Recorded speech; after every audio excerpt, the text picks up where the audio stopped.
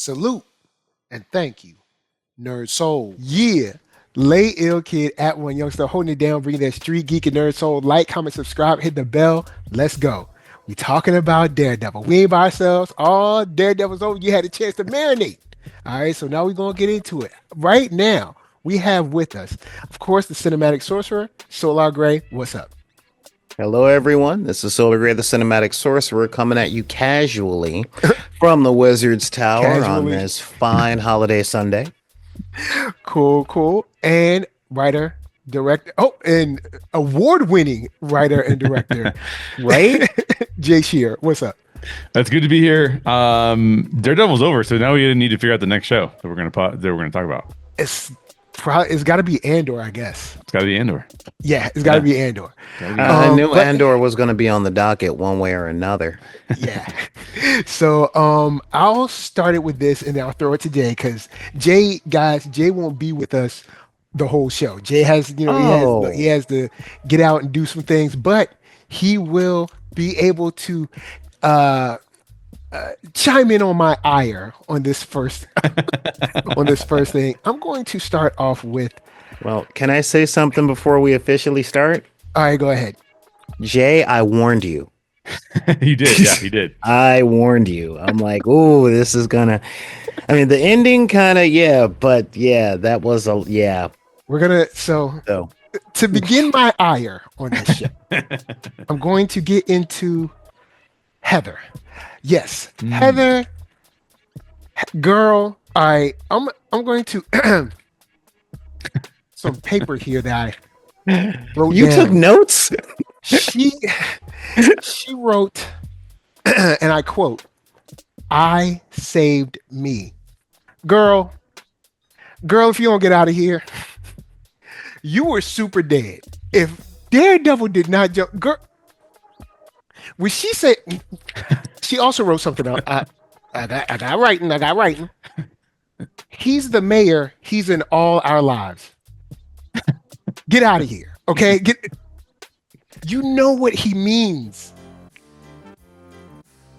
That's true.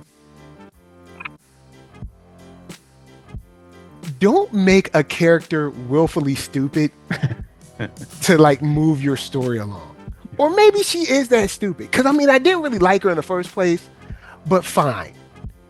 But she saved herself. Girl, you about as delusional as the people with the mask you talking about. If you don't stop. But, Jay, please. How do you feel about Heather? Okay, so the last two episodes of this season proved to me that 66% of this season was not worth watching. So for example, let me put it this way. I actually liked episodes 8 and 9. I liked episode 1. I like episodes 1, 8, and 9, and pretty much no other episode in this whole series. Now, the reason for that is because what episode 8 does really well, and I turned to my wife after we finished watching it, and I was like, this should have been episode 2. It sets up the stakes for the rest of the season pretty well.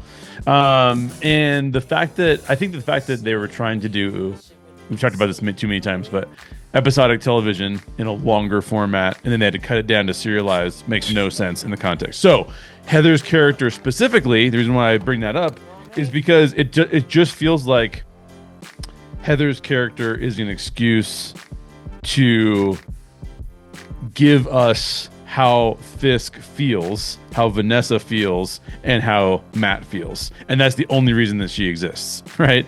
And in that context, how those other three characters feel could have been shown to us in other ways, but we don't go there. We go to her, and then she says nonsense like this and makes no sense. And she's a character that I could have actually gotten behind, but it feels like she's a character that just exists as an excuse because they didn't want Karen around muddying the waters. So then when they bring Karen back around, it's like, oh yeah, who cares about Heather anymore?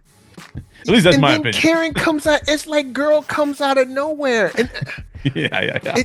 It's not, you know what? I'm not going to talk about Karen yet because it's not that I don't like Karen. I like Karen. Right. But, okay, Heather, one thing that this show painfully shows us is that half of the show was taken out. Exactly. Because it seems like Heather's attitude changes on a dime, but it probably didn't in the original version. Exactly. In the original version, she was probably like, casually, gradually moving along and changing her. But it's like, girl, what if you don't stop? Yeah. There's no way. Even Solar was like, after every large event, whether it's Onslaught or Thanos coming away, that should reset things to zero. Right. After seeing, let's say, okay, you were the one who saved yourself, right? Who's the one who bought you time to save yourself? That should at least, Heather, you gotta stop it. You gotta stop it. You gotta stop with the lies. You gotta stop with the lies. Come on, stop it. And then also trying to play Daredevil like Matt in this case, trying to play Matt like he's crazy. It is well known Kingpin is Kingpin. Alright? It's super well. It's not like he was Kingpin in, say, Japan. And like it wasn't really, the news really wasn't big in America like that. There was like a hint here or there. And then look at it. So I mean, it's mad well known, but all of a sudden she's like, "Oh, I'm so trustworthy of Fisk. It's just trust time because he's the mayor." And it's you know what, Solar, take it away. Well, if you're passing it to me to be the guy that shows grace, believe it or not, I got some. Okay, all right. Please, all right. Help me out. Now, see, y'all know I went to college and I had a really heavy load. Okay. Okay. But one major thing I learned was people. Oh, you're gonna get lit up in the comments about this. But people that go to college for a degree in psych, majoritively speaking, are studying psychology to figure out their own head. Okay? Okay. So, the strange expectation that we expect rational behavior from a therapist that has literally just gone toe-to-toe with a serial killer is folly. Okay. All right. Going toe-to-toe with Muse under that circumstance is what mess anybody up who wasn't already messed up. But the fact that she is a therapist also has an undertone that she was already messed up. Now, they sprinkle little seeds all throughout the season about how she was kind of anti-vigilante, anti-mask. Yeah. But I figured this would have at least helped a little bit. Well, that's the thing. In situations like this, okay? The situation like that, that was fun. Hang on a minute. I mean, it's almost like it made it worse. Yeah, in situations like that, it can push the pendulum either way. Either way. Think about anyone who's radicalized. Okay, if they're radicalized on paper, and then the thing that they're radicalized about actually happens to them, they go to one extreme radical standpoint or the polar opposite. They very rarely hit middle ground. Now, had she been saved by Daredevil from a mugger, that might have made her pro-mask. But the first mask that she interacted with on that level was the serial killer that was in the process of about to kill her. That causes what is known as anchoring bias. I.e., a person is going, and this is real psychology, look it up. But she's supposed to know these things. Just because you know something doesn't mean that you are not subject to it. Okay? Okay. Talk to a black Republican. Sorry, I didn't mean to go there. It was. but- I guess it was too easy. It was too easy. huh? It Like was, I said, guess it you're was gonna too get easy. lit up, so that was my warning. So I give her a little grace on that. Okay. What I don't give grace to in her writing was they did not write why she would take a job from Fisk. Okay. The whole he's the mayor, he's in all of our lives. Believe it or not, yeah, I get that. He controls city policy. but not in that way. Like, okay, You know? you at your house. I can't remember the name of the mayor of LA right now. The young lady, the one that It's froze okay. up coming off the plane for the wildfires. Yeah. One of the worst. She was just like, Well, whatever her in name all is, fairness, is it's she one of really- those I mean, things she's of like, in your- okay, my city's on fire, and oh, she's in your life, but Oh. is she like in your life? Like, think about it. Like when I'm walking around, the mayor of Richmond he's not on my mind. Like, you know what Matt means when he says the dude, his henchman is showing up to my door. Come on, I'm That's not what arguing. I mean. I'm not arguing against that part. Okay. My thing is this. She is not at this point in the story arc a rational actor under any circumstances. None. Being held by a serial killer and just being in that room causes post-traumatic stress disorder. Like, that's real. You can get that from a car accident, and that only takes about 4 seconds. And she was tied up for at least 5 minutes. So, considering how much thwackitude she acquired in that particular moment. Okay. Now, could the writers have illustrated that better? Absolutely. Okay. Absolutely. They could have illustrated it for the people that aren't like me, who haven't been in therapy since the 2nd grade. Just to the regular person, like, oh yeah, she's messed up now. But I understand where the writers were coming from, and you're absolutely right on the sense of this very much reminded us that half the show got cut.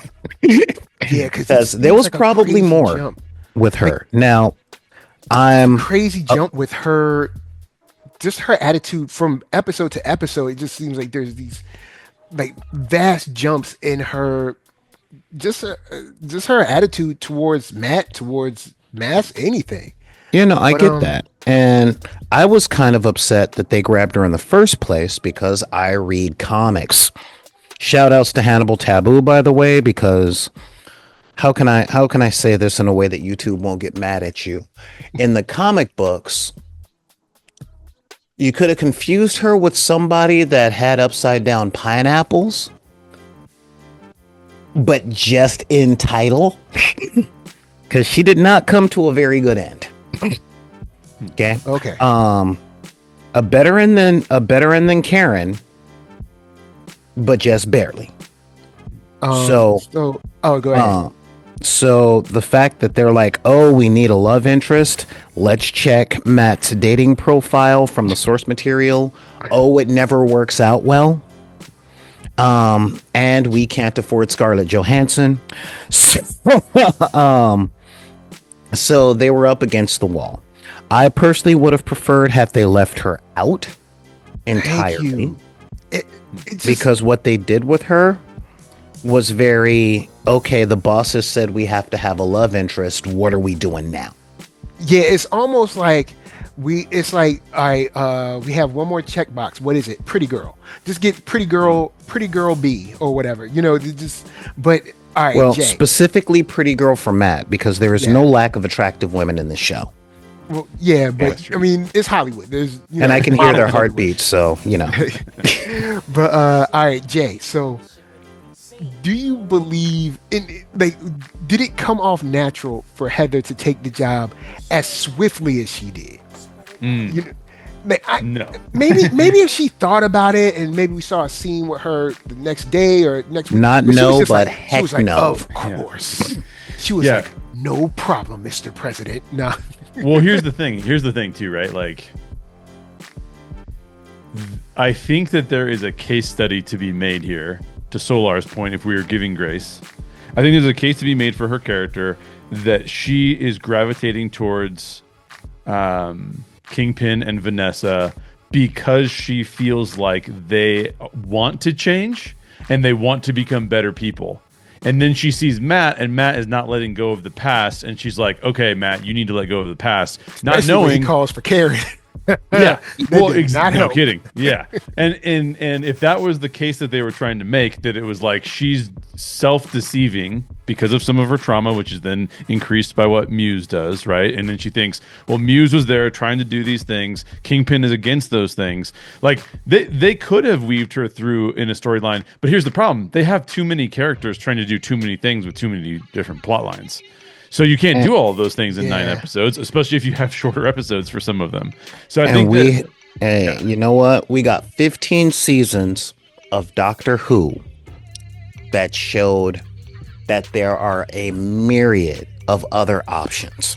Mm-hmm. Okay. And I say that because I don't know if you watch Doctor Who, Mike, but I know Jay knows enough about Doctor Who to know that the companions ain't permanent. They leave. They step out. Sometimes they die, but most of the time they go, well, that was a fun adventure. Now I am going to go back to my life because you are crazy and dangerous. Right. Okay. And I think both of them are on Disney Plus. So it's kind of one of those things where, you know, do I think it was a matter of her going to the Kingpin too quickly? Yes, absolutely. Because she had a private practice. Okay, she had a private practice and multiple book deals. She didn't need the money and she didn't need the influence because she had multiple book deals. You don't get that unless you have a large audience. And let's not even talk about what social media presence she probably had. So it's not like she needed the government job. Because, you know, hey, I'm going to go from having a successful private practice to making a third of what I was making in Manhattan. No. That's not the way that works. Like, it's so I'm gonna leave Heather alone because I was she angered me at early in episode 8. All right, early on she had me angry early on, but okay, I want to ask Jay. I'll go to you first, Jay. The storyline about Fisk and the donations. I like that. It feels like it's way too late.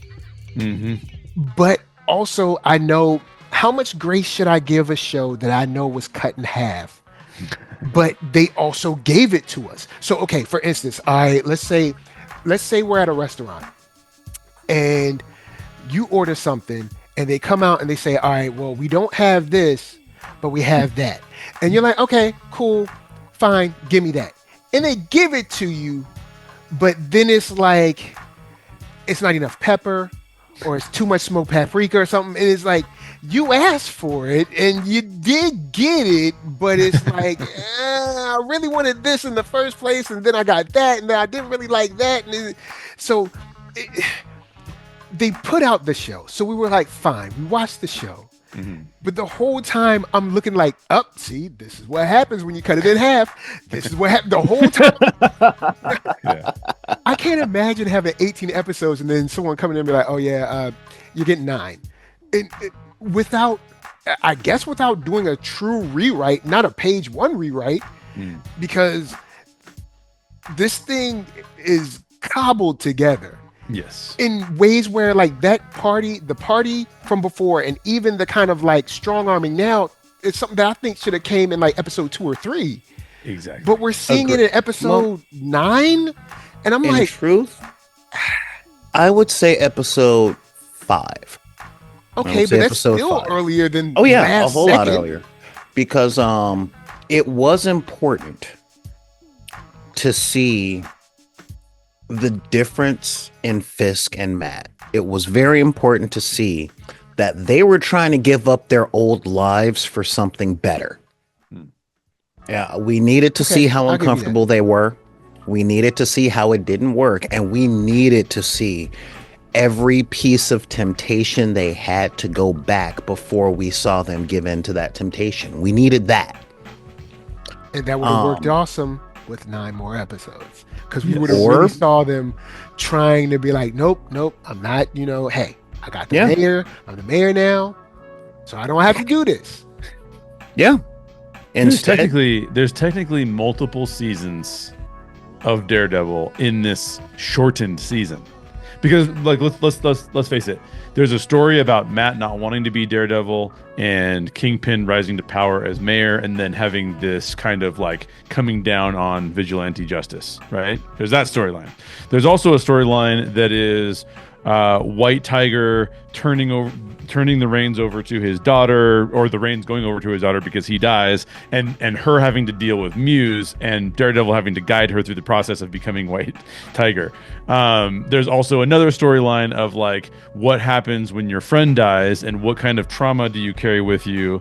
These are all different seasons of a show. They're not, but we all cram them into one shortened season. I would go as far as to say that they're 3 different shows. Yeah, seriously.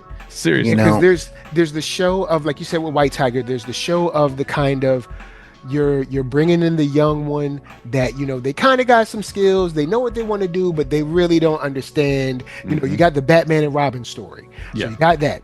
Then you got Kingpin rising to power, and it seems like can't nobody stop him. You got that story. You know what I mean? Because even you had the commissioner subplot being his marriage.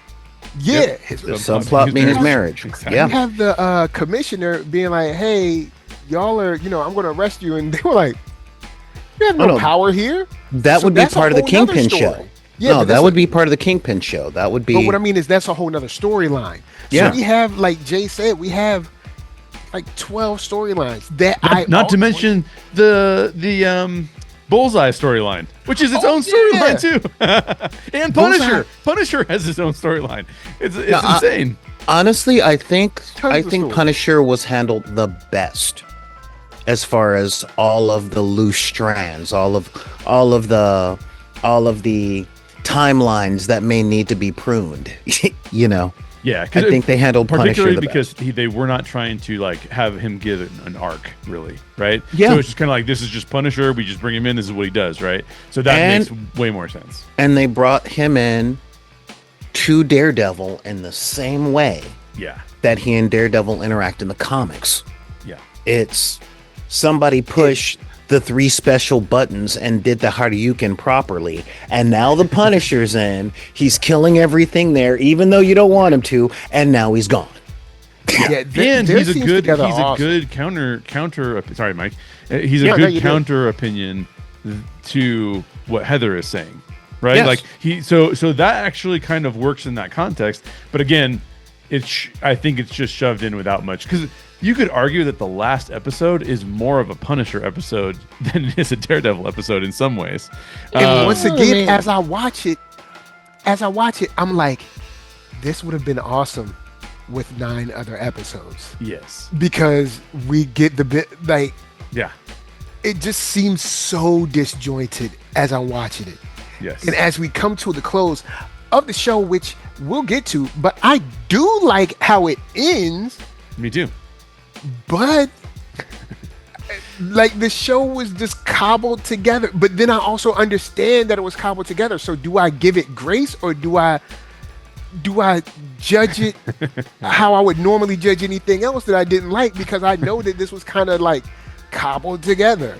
So this is a It tough was one. the playoff team that had like 3 injuries of starters, and they had to like still go out and No. play.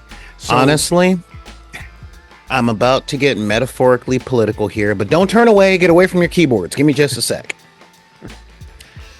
I would say give it grace based on our last election cycle.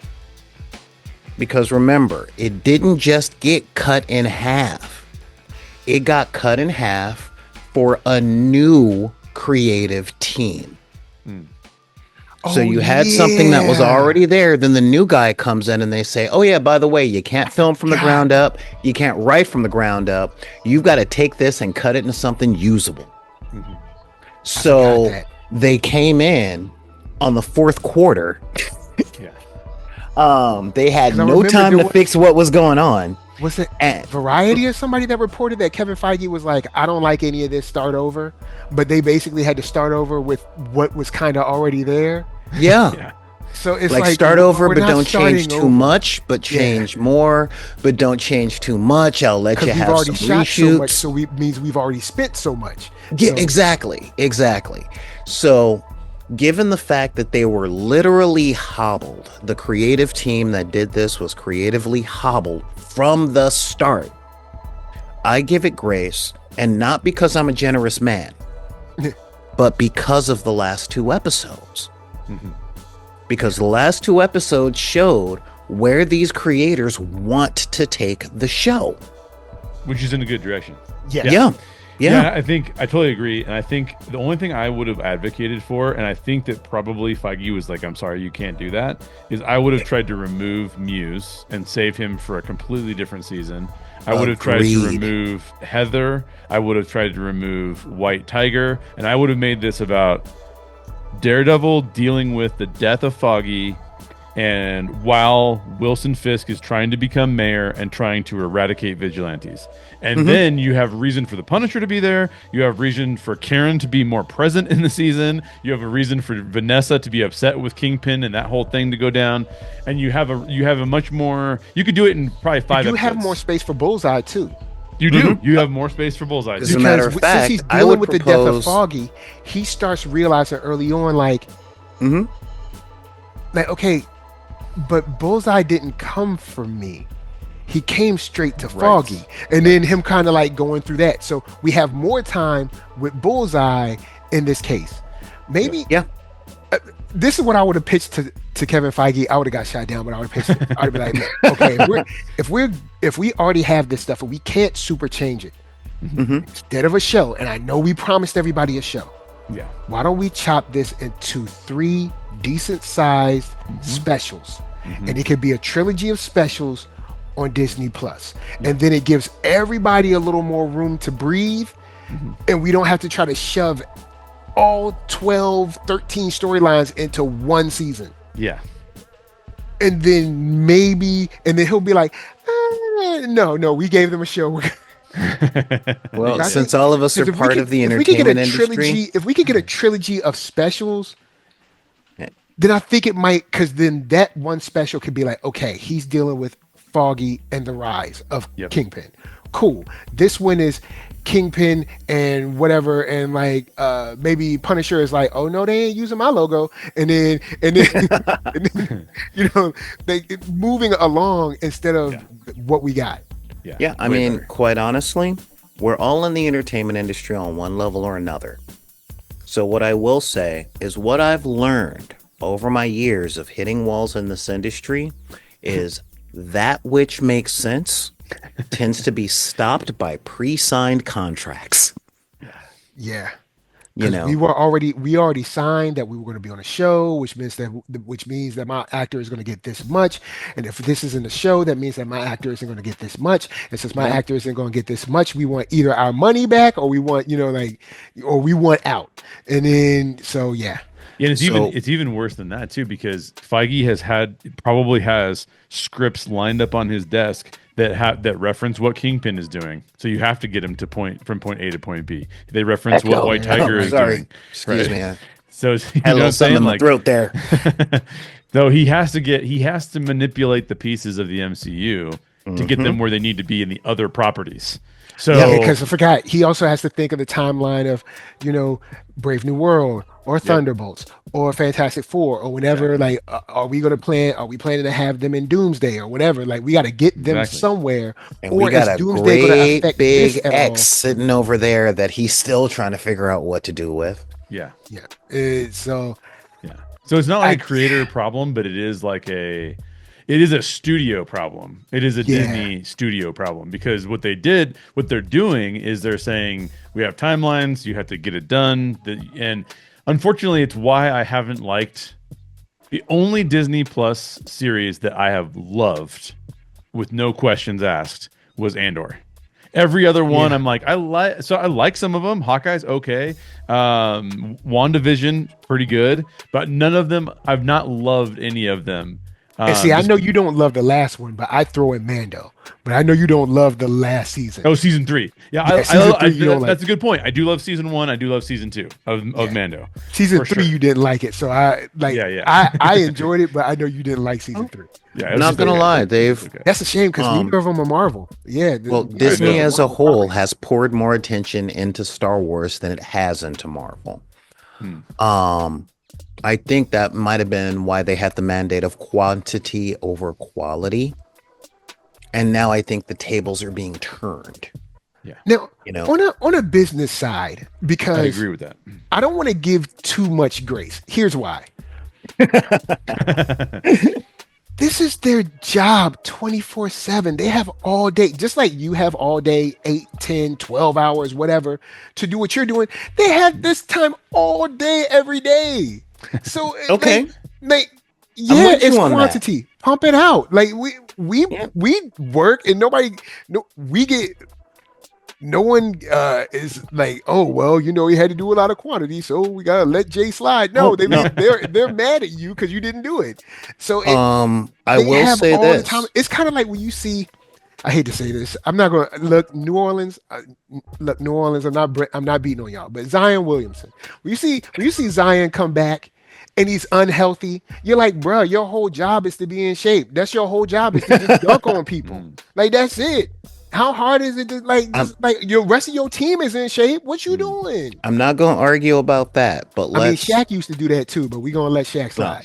let's not pretend that Kevin Feige doesn't have a boss. Okay? All right. And yeah, it might be his whole all day every day. But are you telling me that in yo all day every day, you've never had a bad manager? There was never somebody above you that was making your job almost impossible, and you still got rained on. Actually, that is something we talk about a lot when I'm on the Orange Grove 55 podcast, and we talk about Disney leadership. We talk about that a lot because essentially you had Iger leaving, so you have Iger's whole slate of films that Iger had come up with, right? You have Iger transitioning out. He brings in Chapek. The thing before the pandemic was we are creating Disney Plus, and we need to ramp it up as quickly as possible. So Chapek takes over. Chapek says, "Don't do." In fact, he tells Star Wars or Lucasfilm, "Don't do any more films. Just create content for Disney Plus because it needs to be the next big streamer." And they just start pumping out content like it's going out of style. They're using the Void more than anything else, or whatever they call it. Not the Void, the big screen that they use. The Volume. Thank you. Yeah.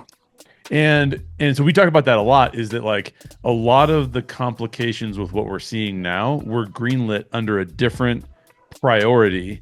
And by the way, Iger and Chapek kind of shared that priority, but Chapek took it his own direction. He was lucky in the early days of the pandemic because we were all watching stuff not from theaters but in our homes. And then after that happened, we all went, but this isn't all that great. So what's going on? And so we're still dealing with that fallout. So I 100% agree with Solar on that. I think it's a lot of studio meddling here. And let's not forget, they're still trying to clean up after Perlmutter. Yeah. Still. Yeah. And let's also not forget, and I don't want to get overly political here, but they started pandering to certain audiences very, very, very intensely.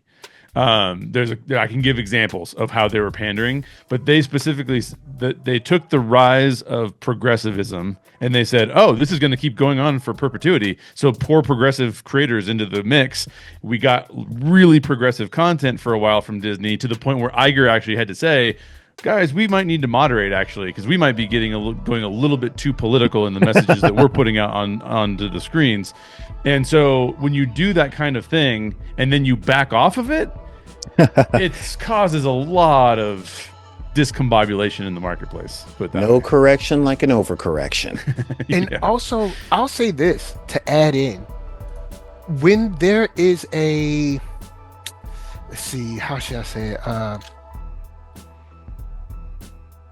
When there is a market or a demographic that hasn't been served, to make sure that they're served, sometimes you have to pander. I have no problem with that, because you have to bolster up this side, because this side, like, say, once again, we've been talking about sports. If you want to learn how to shoot with your left hand, you're going to have to shoot with your left hand a lot. So if you're used to shooting with your right hand, maybe like, 100 free throws a day, you're going to have to do like 200-300 free throws a day with your left hand. The issue is the pandering was whack. It wasn't good. Exactly.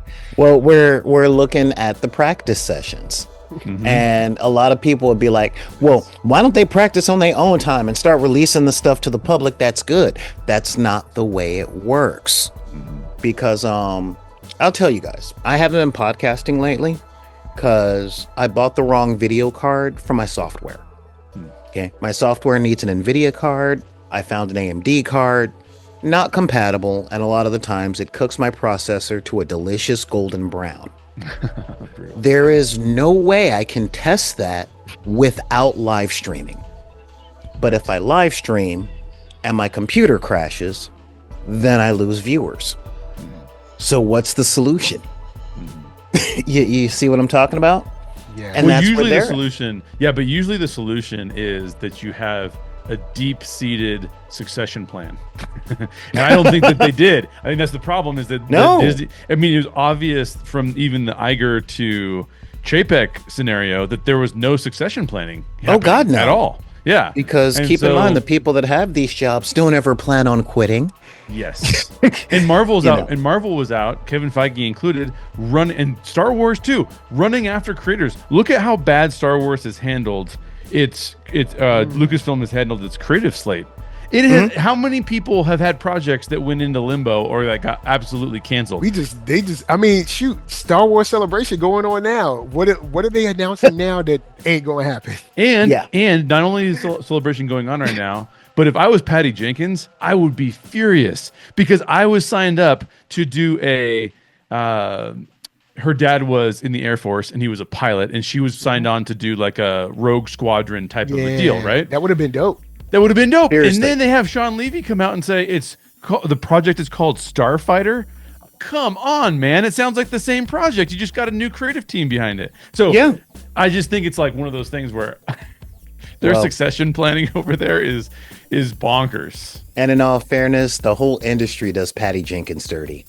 Yeah, they do. You know, I mean, look at the change between the two Wonder Woman movies. I'm like, Didn't they what? they even had like a short treatment for the Rogue Squadron movie?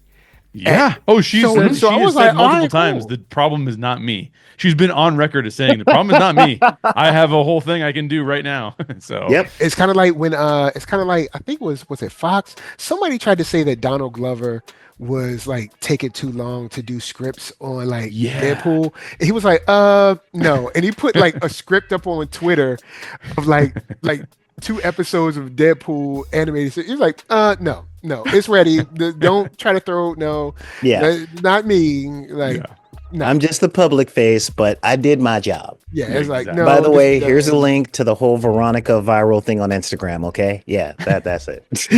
Oh man. So it is one of the things where Marvel is in a place where their stuff continues to look like it's, I don't know, at least on the TV side, where it's just this wild roller coaster of like, okay, there's some cool stuff, then it's kind of bad, or like, but the season is never completely.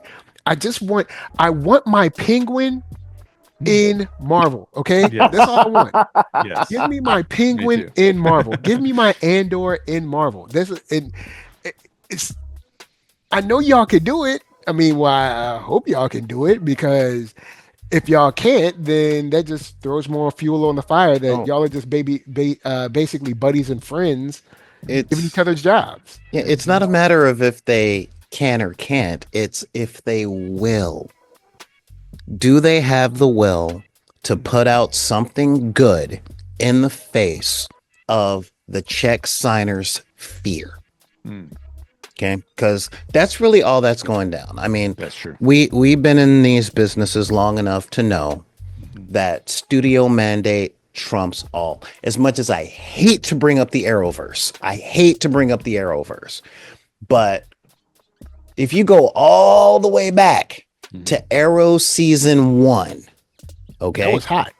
That was good. It was all right. It was, we're going to make a show to do the fans. All right, cool. We got this. Yeah.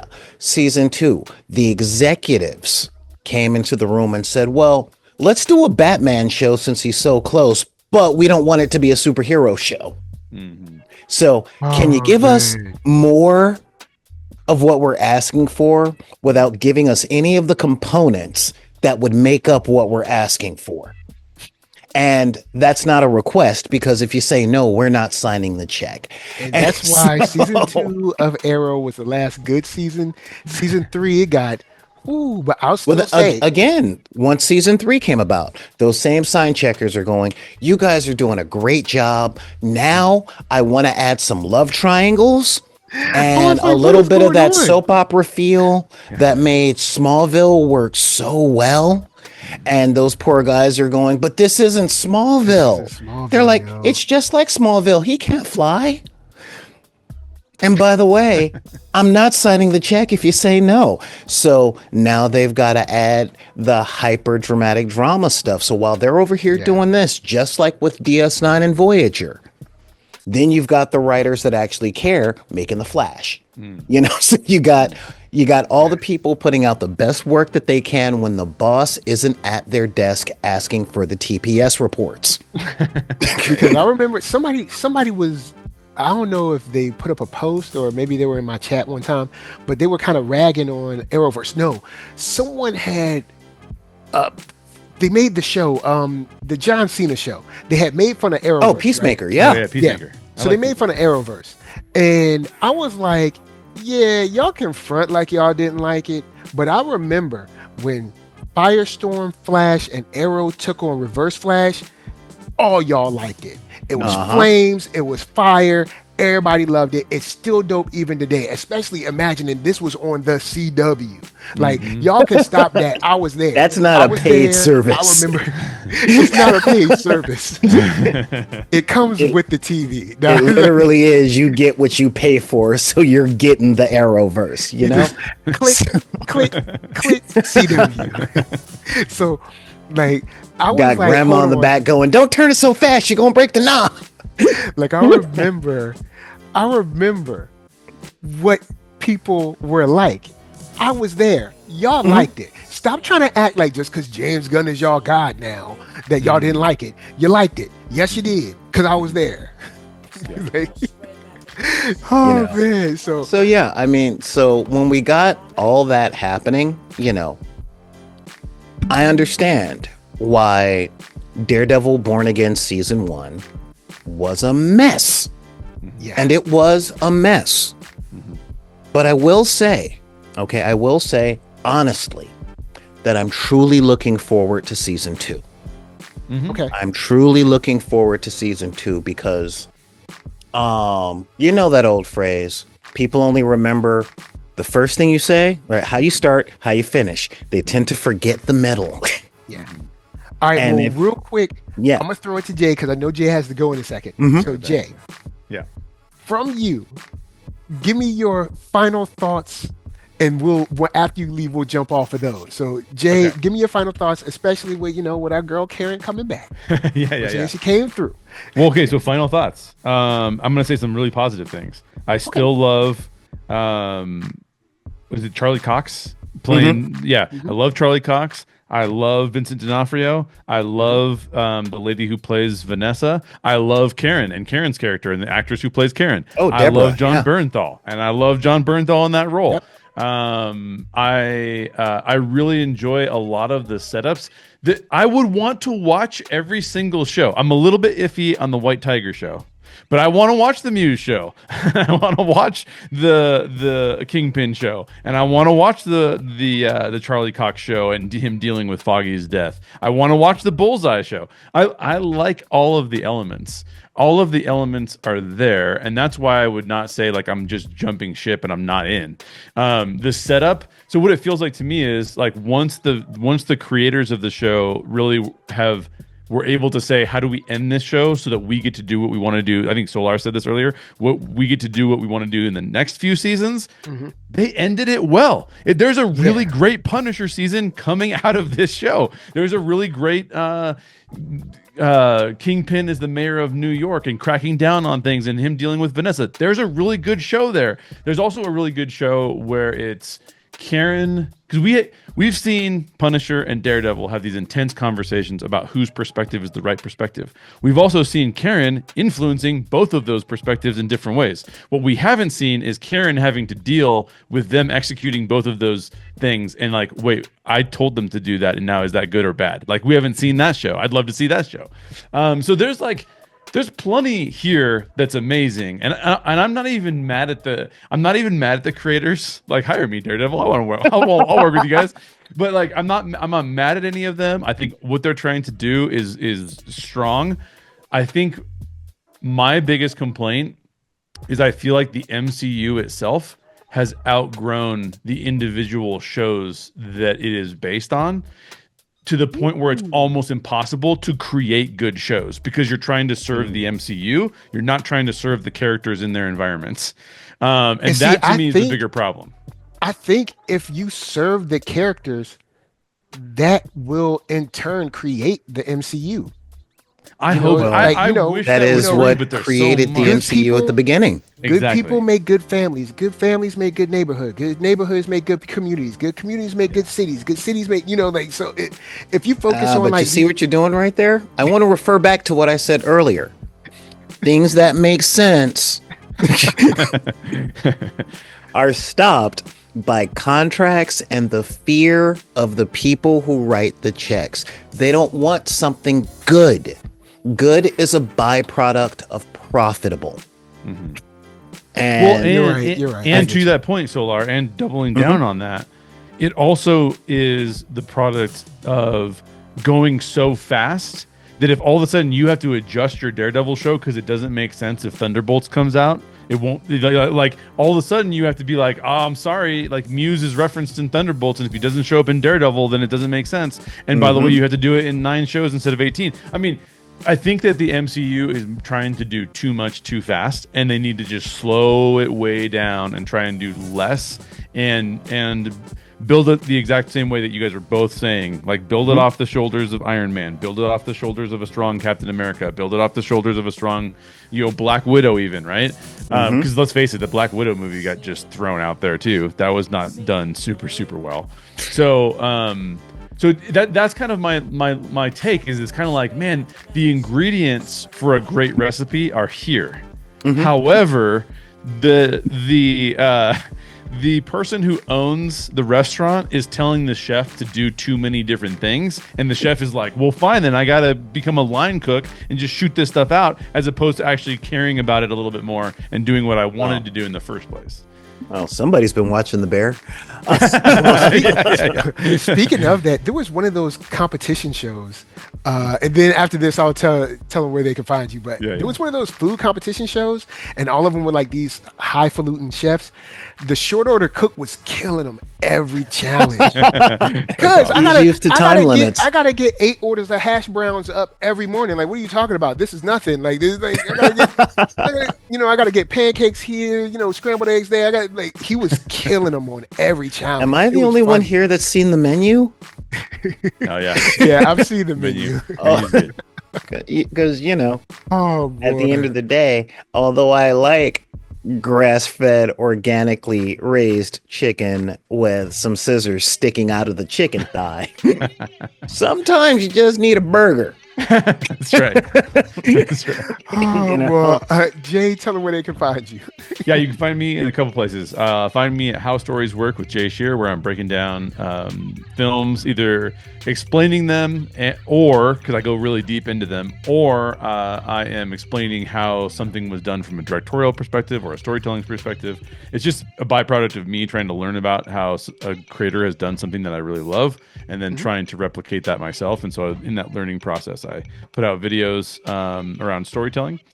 And then also you can find me on Orange Grove 55. That's where the Story Geek show is these days. I rarely do them, to be honest, because I don't have that much time right now. But you can find me in those 2 places. And you can also find me if we're talking about either Marvel or Star Wars, you can find me right here on NERDSoul. Yeah. All right, cool. Well, Jay, thank you for rolling through. We'll see you whenever Andor starts. I guess it's like a week or two or whatever. I know that the animated series is coming soon. I don't know when Andor is. I can't remember. I feel like Andor starts we'll be on back. Tuesday, but we'll see. Oh, if it does? Oh, okay, cool. Wow, this is quick. We might be back at it before you know it. Cool. And it's 3 episodes a week. So it's like a lot of content. 3 episodes a week for 4 weeks. There's 12 episodes. What? Yeah. Wow. Why are they cranking it out so fast? I said they were flipping. I mean, I'm now not it's mad at Star that. Wars quantity. Yeah. You say you're not mad. We might get another Boba Fett coming from the only person on the internet that didn't mind the multicolored biker squad. I will say this before I jump. The people who have reviewed Andor and have seen all of it have all said it's amazing. So cool. I'm looking forward to it. I'm also looking forward to Sinners. It seems like Andor is their baby, so they're it's their Emmy contender, I didn't mind the Bad Batch, but yeah, Andor seems like their baby. Yeah, definitely. All right, guys, it's always fun. See you. Talk to you guys later. Bye. See you later, Jay. All right. All right. So now I want to throw it to the connection between Karen, Punisher, and Daredevil. Mm-hmm. This is something that this show has always done. This show and Punisher, technically, or I guess when I say this show, I mean this show as an extension of Daredevil to a certain degree. But these three together, it just works. It's almost like they came through to save the show. Like, all right, guys, hey, we know it's been bad. We're back. We're back. Wait, get Deborah in here. Get Deborah in here. We're drowning. We're here. Back. Punisher's here. Karen's here. It's all good. And then when we slow down and we kind of see clearly how Punisher feels about Karen, even though we've kind of known it through the Punisher shows, quite honestly, Punisher, from my point of view, it seems that if Punisher even kind of looks at Karen in a way where, like, in another life, maybe, but in another life, maybe, because I care about you that much. Maybe. Because you asked me for a favor. I did it. I mean, because he's not going to let go the memory of his wife and kids, and he's going to keep on killing. Real talk? I think he realizes she doesn't need that energy around her. Okay, so real talk on this, because that is not their relationship in the comic books. Oh, it's not? Okay. Oh, no. In the comics, Karen is very dead. Oh, okay. Like, very dead. That scene from season 3 where Bullseye killed the priest, in the book, there was no priest. Frank Miller brought her in, did what Frank Miller does, and killed her off quick. So everything that's written for Deborah Ann Wall is kind of like original material. Okay. And she plays it perfectly. As a kid, I hated Karen Page, but the way that she's written for the show and the way that Deborah Ann Wall portrays her has made her one of my favorite characters. Like, real talk. Yeah, Karen is awesome. Even especially when we found out why she can't go home, because when she called her dad and she was like, can I come home? And he was like, no. And I was like, well, what happened? And when they showed it, I was like, oh, okay. And yet, well, keep in mind, Daredevil has 2 motifs. One big motif, which is the unwavering guilt of broken people. Okay, that's the big thing. So Matt's guilt, and every person that's ever in the Daredevil stories are broken, even foggy. Okay, they're just busted up people. It's go get her, girl. Yeah, I mean, it's the closest thing that Marvel Comics has to Black Snake Moan. Just everybody's messed up. But what these writers are doing is, I think they're pitching. Because you know how these 3 came off as? You got the Punisher, you got Karen, you got Matt. You have an awkward scene talking about a cup of coffee. Speaking of which, okay. You know what that came off as? Here's a hint. Backdoor pilot. Nope. One of them has red glasses. The other one kills a lot of people. And then between them is a very pretty woman with her head on her shoulders correctly, who really loves the guy in the red glasses. I'm talking about X-Men, dude. I'm talking about X-Men. It's Cyclops, Wolverine, and Jean. I never really looked at it like that. Never really looked at it like that. All John Bernthal had to say was bub. Because you know what? I see it. I actually see it now. You know, up to Punisher coming in, helping Matt out, killing those cops. They get into the argument. Matt hears the grenade goes off and saves the Punisher anyway. And then they're just bickering and arguing in the street. He said, I loved it. Come up here. I'm not playing patty cake. He's like, yeah, he's like, you know, once I get involved, when they come up here, you know what? To put it in our cake. people's language, okay, we're looking at Easy and Mouse, straight up.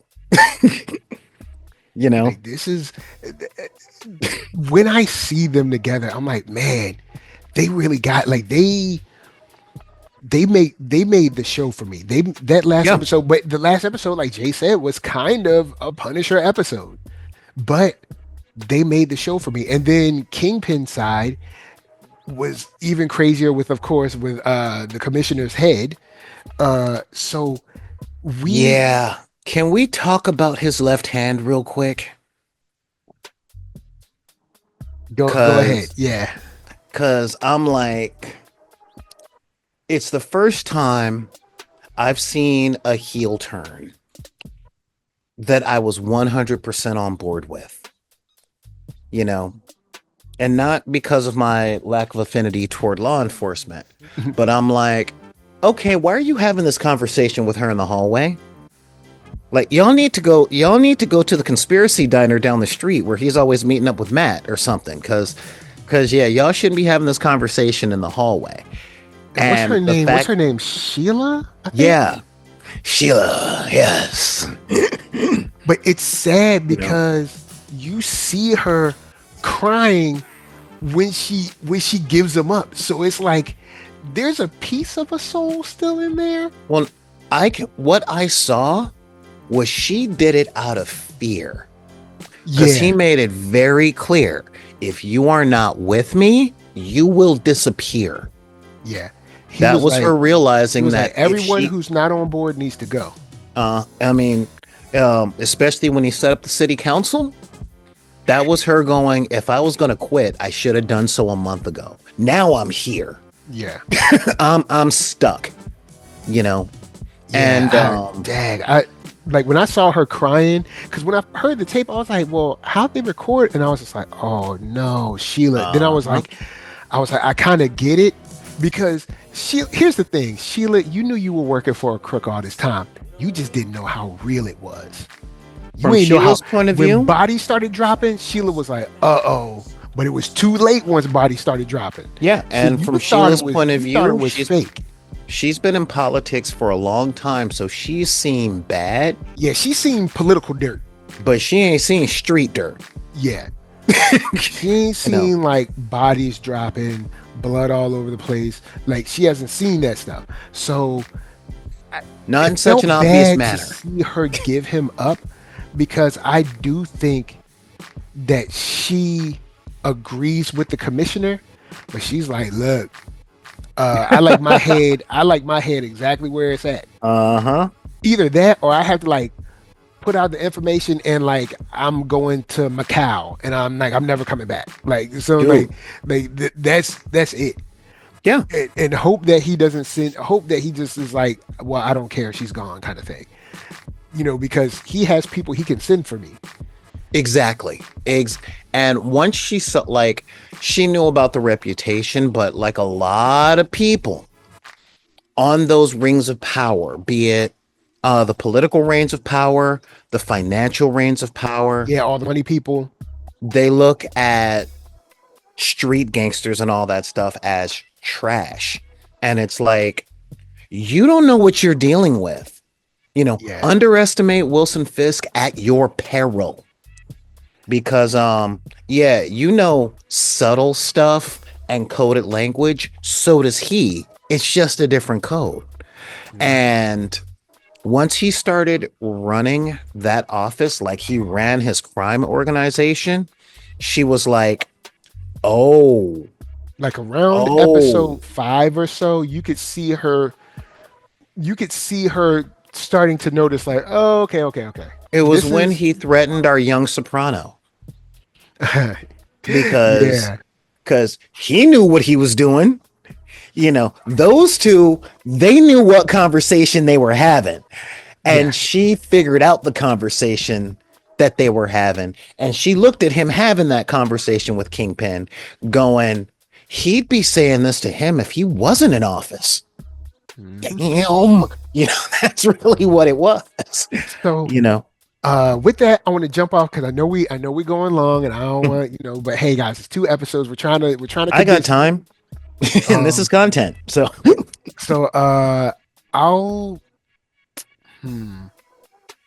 I'll ask you what you think about trying to think of the guy's name now. The swordsman. Not the swordsman, the little helper, because BB and the little helper guy. What's his name? Let me see if I can pull it up. Oh yes, our young soprano. Daniel. So young soprano. So Daniel and BB. Mm-hmm.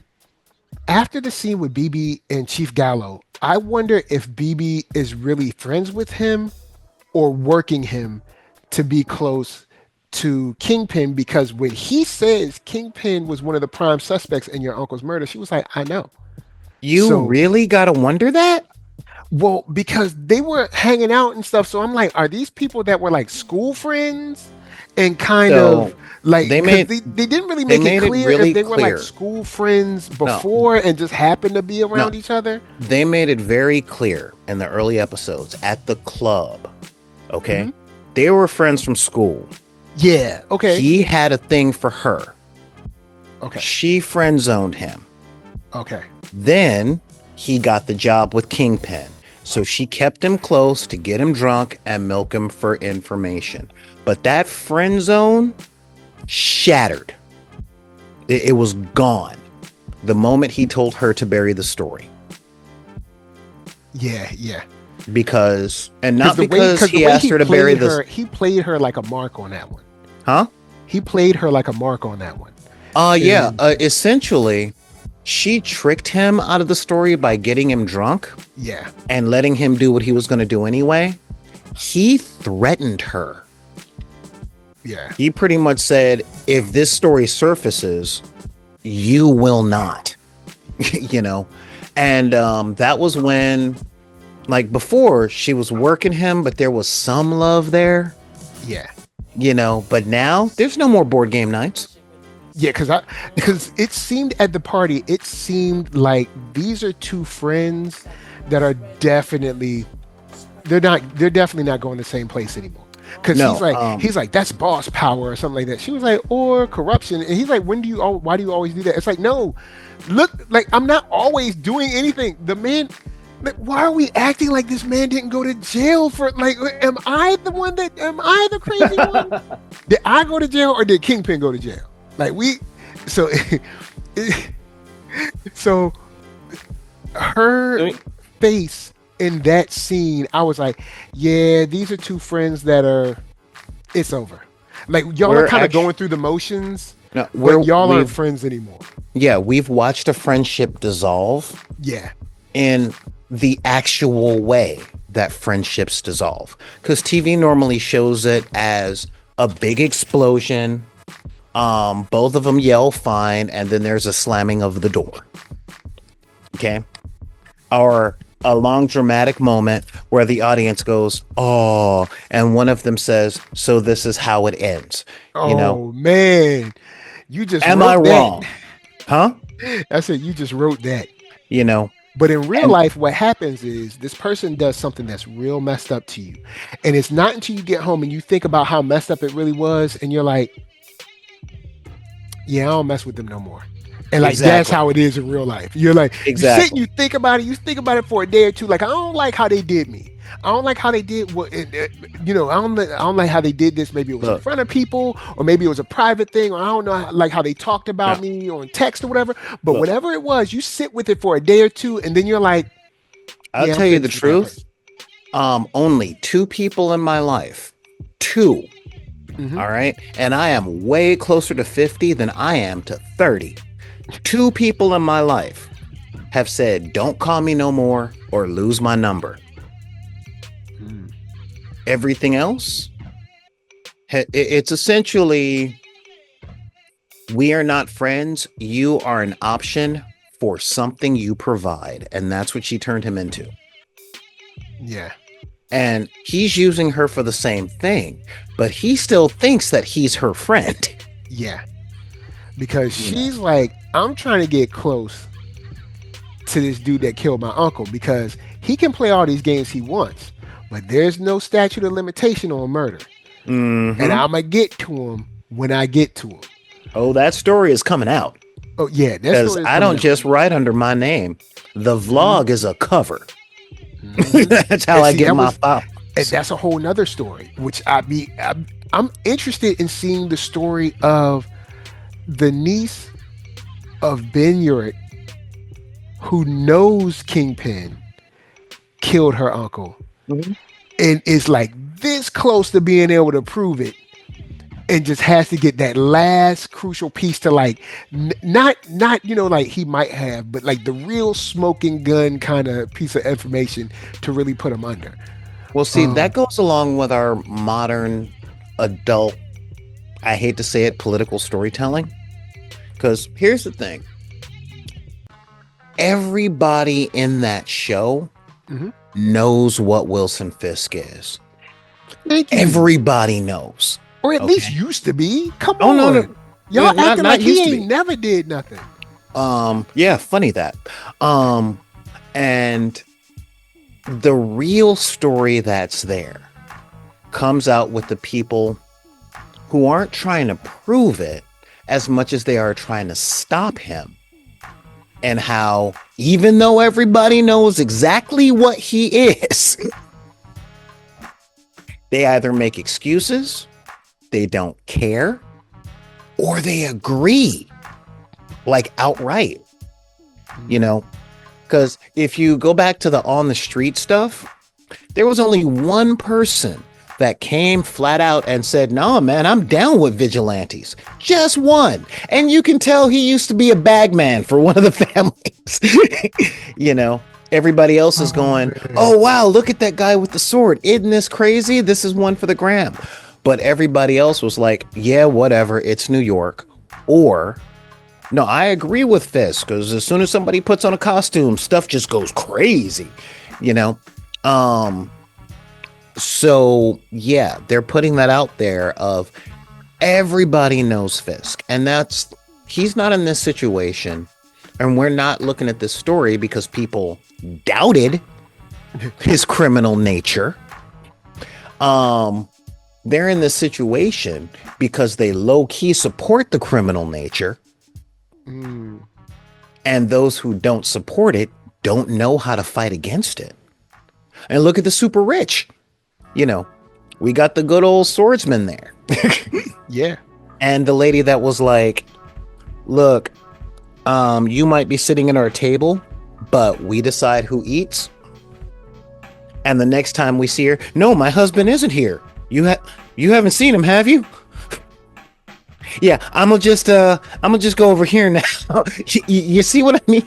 Yeah, I feel you.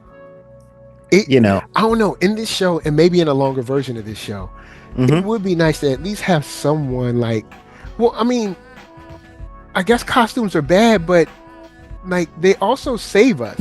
Like because Yeah. remember, we're dealing with the people that were attacked. This is New York City, so New York City was attacked, and half of the people, half of existence disappeared, and then it came back due to the hard work of people in suits. So there's got to Well, be someone around saying, but something along the lines of like, well, we can't get rid of all suits because like suits help us. Like and they're see, heroes. So this there is has to be, kind of, there's no dissenting voice, I guess. and this at is where all. I'm sitting up saying that they're practicing, because everything you're bringing up is the overall Marvel universe once the X-Men show up. Because X-Men wear costumes and have powers and all that stuff, but they're mutants and we hate them. But we love the Avengers and we love the Fantastic Four. Yeah, maybe if there was a line of something like, well, what about this person? And they're like, oh, of course not the Avengers. Like maybe something like a line to that extent. Like, There is the of course, lampshading, like of course but not the Avengers, but just that these will guys. And but then that will hit harder once the mutants show up. Because once the mutants show up, keep in mind, half of the superpowered population are mutants. That's why the Avengers versus the X-Men is always a big thing, you know? And and and honestly, to a certain degree, it's to a certain degree that's earth shattering on its own. yeah, Because you're and talking about that's, crazy power levels if you really want to get into bro, I like had this particular conversation with my boy lineups. from Philly on Wednesday. Yeah. Because the X-Men are Justice League level, the Avengers are the Teen Titans level. Avengers got a bunch of brave people with some powers, but they got three heavy hitters. Where you got those three heavy hitters being Thor, the Hulk, Yeah. and eventually the Sentry. You know. And then if you want to throw in something like, I guess Captain Marvel, Oh yeah, Photon, stuff like that, you do Well, have, Captain, but it depends on what version of the team you're throwing in. But yeah, their because mainstays are, there's so many, but their yeah, mainstays, you got 2 to 3 heavy hitters max. Where with the X-Men, you got 2 to 3 light hitters. There's only 2 or 3 people in the X-Men that are on Iron Man and Captain America's level. Everybody else can rival Thor. Everybody. it's almost, it's crazy when you start getting into, so I can understand them being like, okay, these people have to be under, we have to put these people under control. Yeah. So Because I can understand the U.S. government being like, hold up, what can they do? we already had a problem with Maximov. I don't wait, the black lady controls the weather? Whenever she feels like it. And the angry old dude can pick up a bridge with his mind. Oh man! All right, so No, we got to put them on the raft. Oh, you say he's already been in a camp, and that's why he picked up the. Oh, yeah, and, and depending on depending on the version of Cyclops we get, like y'all better hope that we get like the nice Cyclops, because if we get the post the X-Men 97 Cyclops, yeah, we get the Krakoa Cyclops. Yeah, we get the Krakoa Cyclops, which is my Cyclops. I've done had it Cyclops. Any Cyclops after like House of M, that Cyclops, it's like, look, hey, we know y'all don't like us, so just get up out our business. If you come in our business, you're gonna get dealt with. We don't play that. By the way, we're taking this island. Yeah, y'all wasn't using it. You know. You want that island? Fine. We got our own. Yeah, how'd you get that landmass? He's one of us. That landmass is actually that's a person, and he's fine. You know. But it's like that's when it gets convoluted, because you got like, how far do we want to go into Sentinels and stuff? That's gonna be that's a whole nother thing. But I mean, with the Netflix shows and the Marvel shows and stuff, this is my theory, and it's just a theory as to why they have been separating we don't like vigilantes, but that guy saves the neighborhood, which is a Spider-Man thing, and they can't touch that. We don't like vigilantes, and then there's always that the aliens didn't come until the dudes in costume showed up crowd, because it was like that Loki guy was a dude in a costume and his brother's a dude in a costume. So I'm just saying, you know what I mean? So If it's a costume, it's bad. yeah, and they haven't been focusing on that part.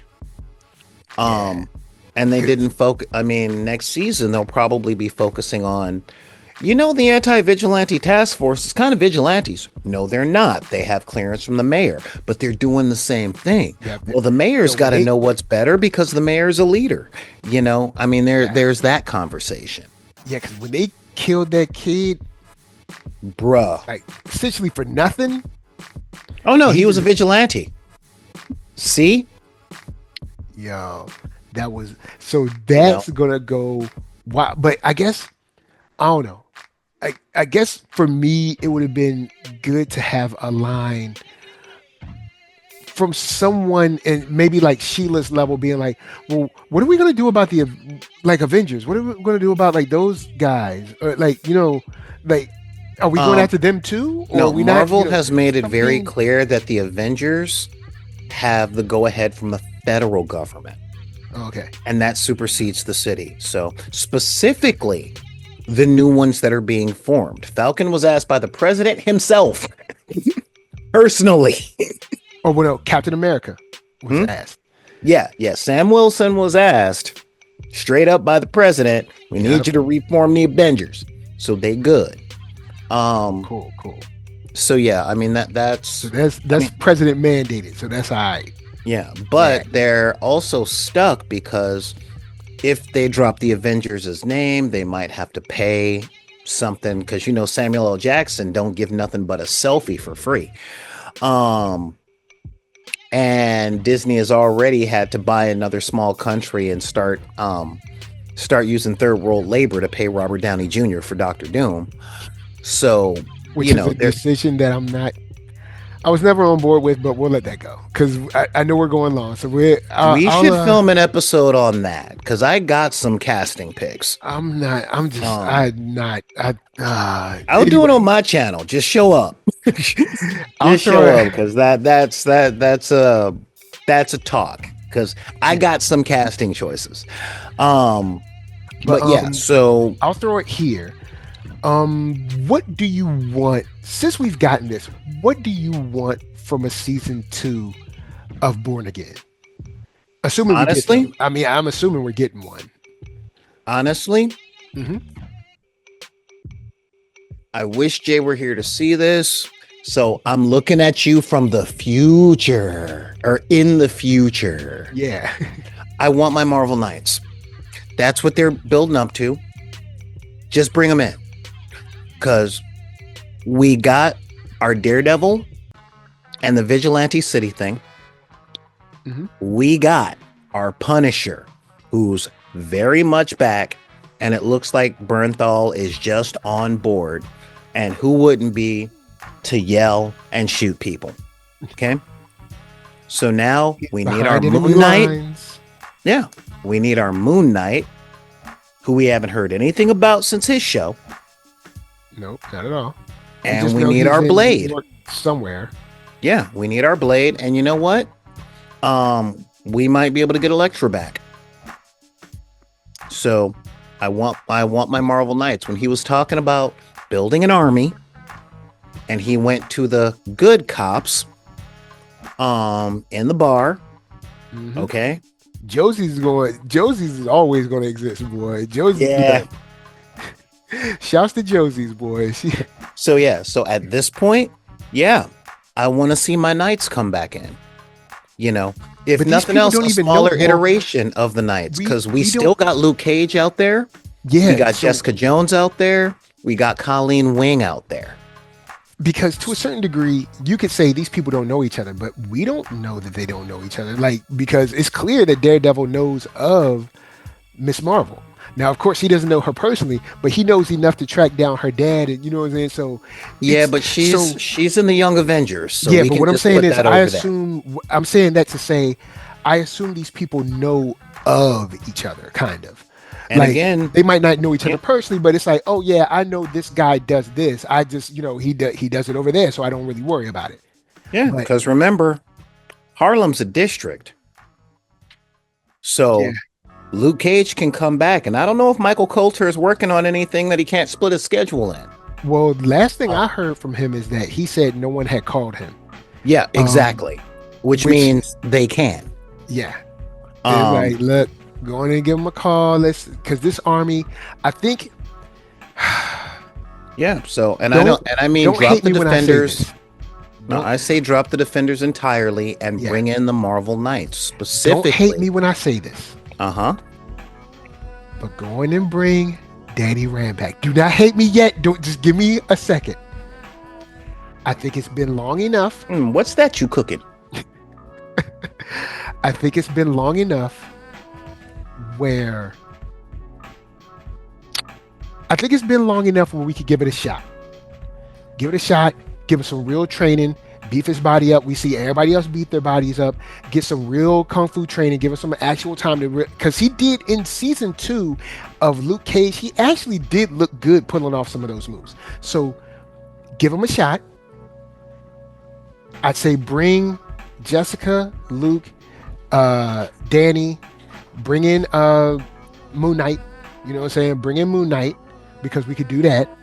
And whoever else we got that's kind of straggling around that we can use. Well, there's only 2 members of Marvel Knights left, and Moon Knight is already stretching it because the other 2 members of Marvel Knight shoves this show into the supernatural, and that's bringing in Blade and Ghost Rider.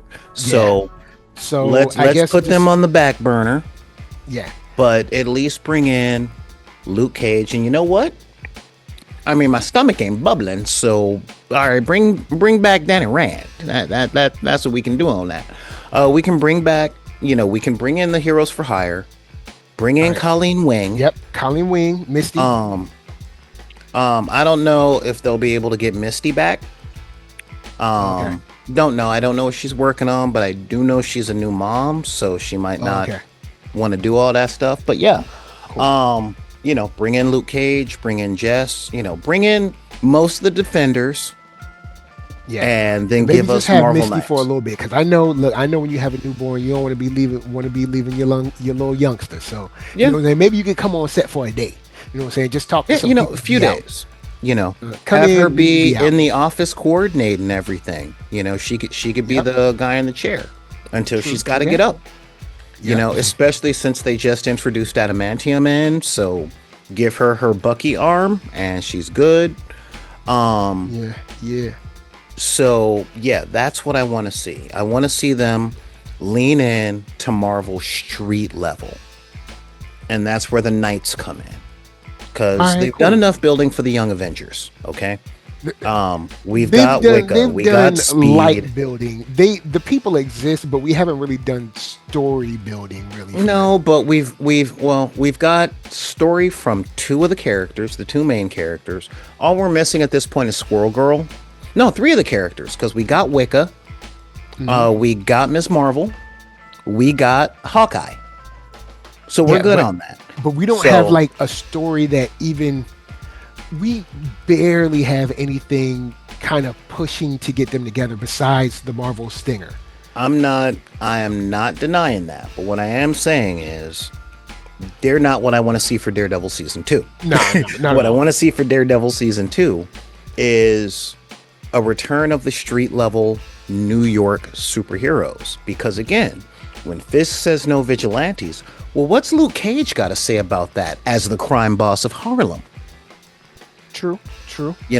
What's Colleen Wing gonna say about that when she gets back into the United States? What's Colleen Wing and Danny Rand got to say about that? And then who's this crazy person that'll get his nose broken because it's a lot easier than blocking? Wow. Matter of fact, you want to know what I want out of season 2? More stuff with the vigilantism. All right. More stuff with the whole Devil's Reign story arc. Okay. But form the Marvel Knights and make Moon Knight what Muse should have been. Okay. The wild card crazy person. You know, I mean, I realize Oscar Isaacs is expensive and everything, but you know, we don't got to see his face. There's just a mummy with a cape. Just get the voiceover. Dude, a mummy with a cape doing stuff in New York, where the task force is looking for him and the Marvel Knights are looking for him, but they know that the task force will try and kill him flat out, and they have to at least investigate. It writes itself. You know, cool. So that's what I want to see. You know, also they got to get Frank out anyway, so you got to get Frank. Yeah, and again, oh no, Frank's gonna get himself out in his special, because the special's coming. Yeah, and we saw that stinger. You know, but yeah, we got the Marvel Knights, and if you got two wild cards running around Fisk, New York, in the Punisher and in Moon Knight, then you got a stew cooking. You know, you got a stew cooking, especially since Moon Knight has 3 personalities. You know, the regular white suit with the sticks, and then the superhero white suit. Yeah, no, we can do that. Or have Fisk call in Mr. Knight as a consultant.